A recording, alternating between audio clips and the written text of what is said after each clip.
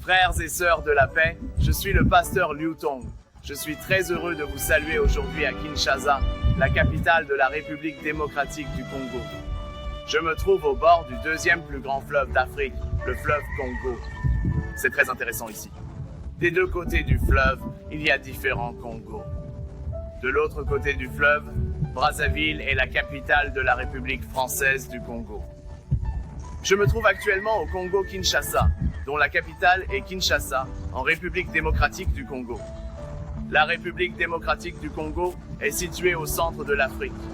Elle a toujours été connue comme le cœur de l'Afrique. Le pays en question est le deuxième plus vaste du continent africain et abrite également la population francophone la plus importante au niveau mondial. Depuis leur création en 1960, ils ont connu deux guerres majeures au Congo. Non seulement il y a eu d'innombrables morts et blessés, mais il y a eu des millions d'exilés et aujourd'hui encore, des affrontements armés ont lieu dans l'est du Congo. Le Congo est donc un pays en proie à la tourmente, dont les habitants sont déplacés et ont un grand besoin de l'évangile de Jésus. Il m'a été rappelé qu'il y a plus de 100 ans, Dieu a envoyé le missionnaire anglais Livingstone en Afrique pour ouvrir la porte du continent noir qu'est l'Afrique. Il aimait l'Afrique et il voyait le besoin et l'opportunité de l'évangile. Il s'est rendu en Afrique à plusieurs reprises et il est arrivé au Congo. Il est venu au Congo pour apporter l'amour de Jésus-Christ à ceux qui sont dans le besoin en Afrique. Au fil des ans, nous avons constaté que l'évangile s'est répandu dans toutes les régions d'Afrique. Après sa mort, son corps a été renvoyé en Angleterre. Cependant, son cœur a trouvé sa dernière demeure en Afrique, parce que c'était un cœur qui aimait l'Afrique. Et c'était un cœur qui connaissait la compassion de Jésus-Christ.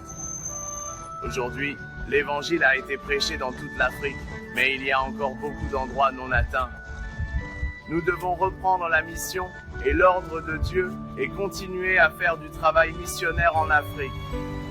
River of Life est entré en République démocratique du Congo en octobre 2002 et cela fait maintenant 4 ans.